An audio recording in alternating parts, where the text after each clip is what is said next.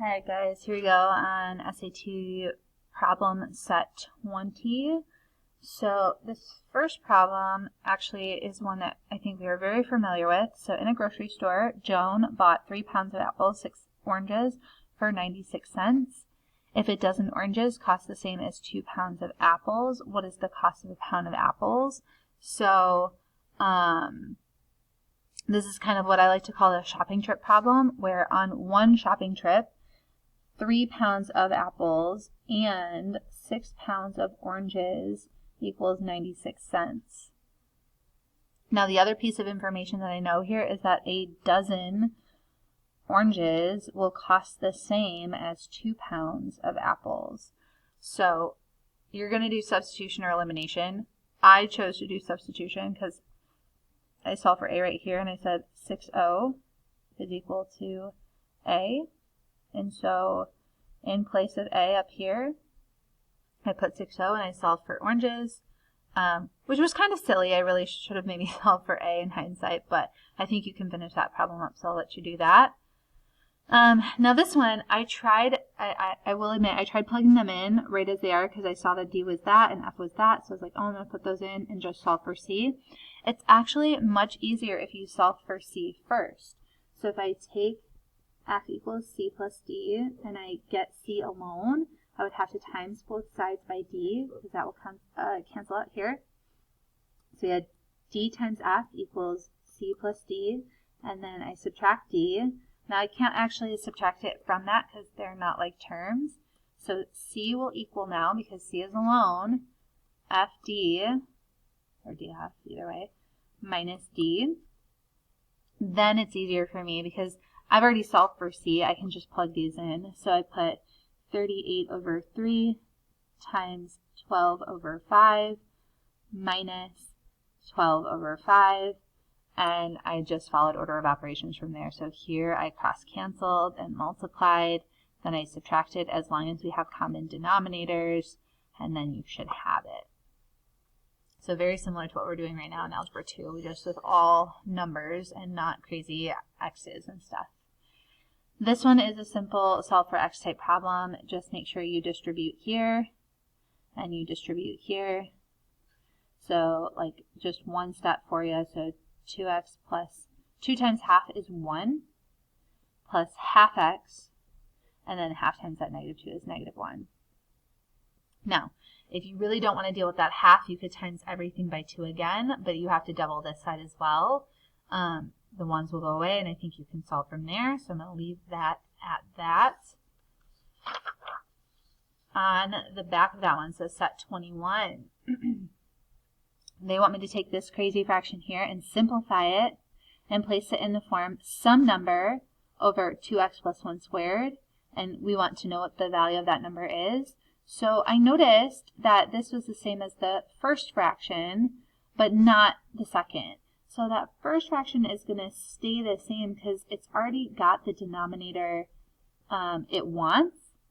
But on this next one, I need another 2x plus 1 to make it a 2x plus 1 squared. And I can't just times the bottom by that. I have to do top and bottom by that because I'm not really multiplying by anything because this is just 1. Okay, so when that happens, and we're doing this in Algebra 2 right now, my common denominator is just that 2x plus 1 squared. Now when I compare it to the first, that's the same. So it's still 6x plus 8. But over here, I have to multiply this. So I'm going to like distribute the 3. However, because it's subtraction, I'm really going to make it a plus and make that a negative 3 just to distribute a little bit easier. So we'll have negative 6x minus 3. Now, I really don't need to worry about the denominator because it doesn't care what that is. It just wants to know what your numerator is going to simplify to, which I think we should see what that is now. Okay, on the next one. This one, I will admit, I did use a calculator for, so let me grab that. So definitely did use it here.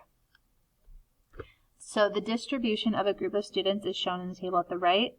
Of the 3 probabilities, which one represents the lowest percent probability? Because normally when I do probability, we just get a decimal. So we need to move the decimal twice to get the percentage.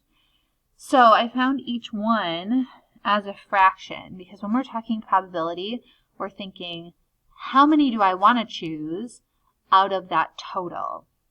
So they want me to choose boys from the seniors. So seniors is your total, and we want how many boys are those. So I have a total of 39 seniors, because I just added up how many seniors I have, because seniors are in this column.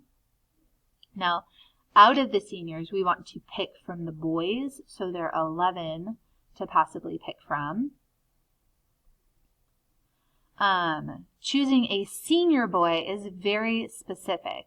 So out of all the people that I interviewed here, so I also interviewed 11 juniors, so my total amount of people is really 50, because I did 39 seniors, 11 juniors. So out of all 50 people, how many are a senior boy? So that's only 11. And then my last option on this one here, choosing a junior from the boys. So I only interviewed 15 boys, because again, boys is my total from the boys. And of the boys, we want to pick a junior from those, and there were only 4 of those. So I'm not super good at knowing those decimal values, so this is why I used my calculator, and I did 11, turn it on first, 11 divided by 39, so that is 0.28 as a probability, but as a percentage, it's 28%. And so then I found these other two, and I picked the lowest. So hopefully that's helpful to you. Probability we probably won't get to before SAT, so hopefully that didn't seem too tricky, because I feel like this is the type of probability problem you would see. Okay, moving on.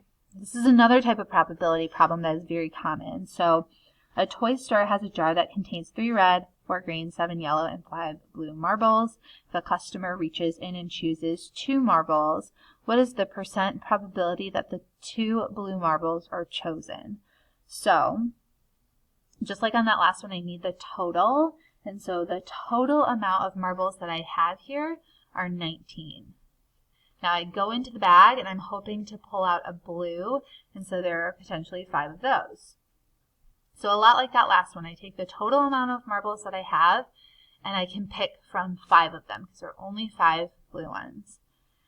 But here I'm going to choose 2. So I took one blue one out, and so the next time I grab one, there's only 18 marbles left, because I have one in my hand that's hopefully blue, and that means that there are only 4 blue left for me to choose, because we want to choose 2 blue marbles. So on that first one, I'm assuming, okay, 19, I picked the one that I want, and there are 5 potential picks that I had. So now there's only 4 of those left and only 18 total marbles. So just like on that last one, I definitely had to use my calculator here, because I'm going to multiply it right across and have 20 over some big number, and then I divided it. And again, they want the percent probability, so after that I move the decimal twice, and then that's what you want. So hopefully that's not too tricky. But we will have time to go over these in more depth later, so if that's one that you want to star for later, I totally get it. Okay, the rest of these, though, I think are pretty straightforward. So number 22, if the solutions to this equation here are a and b, what is the value of a minus b, and then take the absolute of it. So we have to remember when we're dealing with absolute value equations, once the bars are by themselves, you're going to make 2 equations. So these bars are alone over there. There's nothing outside of them. So it could be that that is 34, or it could be that this inside stuff over here was negative 34. Because if I take the absolute value of either of those, I get 34. So I just have to solve each one. And then when I get my 2 answers, like one of them is going to be one thing, one of them is going to be another, we're going to want to subtract and then take the absolute value of it. So I think you can finish that from there.